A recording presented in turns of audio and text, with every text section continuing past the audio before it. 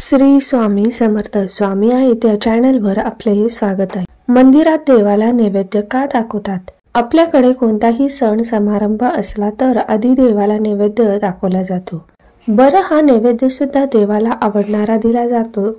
जसे की गणपतीला मोदक, शंकराला दुधाचा नैवेद्य दाखवला जातो। पण देवाला नैवेद्य नेमका का दिला जातो याचा तुम्ही कधी विचार केला आहे का? या मागची माहिती जाणून घेऊया। संत नामदेवांच्या गाथेत आहे उल्लेख। सर्वात पहिली गोष्ट म्हणजे भक्ताच्या अगाध भक्ताचा प्रतिध्वनी प्रभू स्वतःच खातात। ही संत नामदेवांगाची पौराणिक गाथा आहे। नामदेवाच्या प्रखर भक्तीमुळे परमेश्वर प्रत्यक्ष प्रसाद खातो, त्यामुळे देव नैवेद्य खात नाही हा अनेकांचा जो समज आहे तो चुकीचा आहे असं म्हटलं जातं। नैवेद्यात जास्त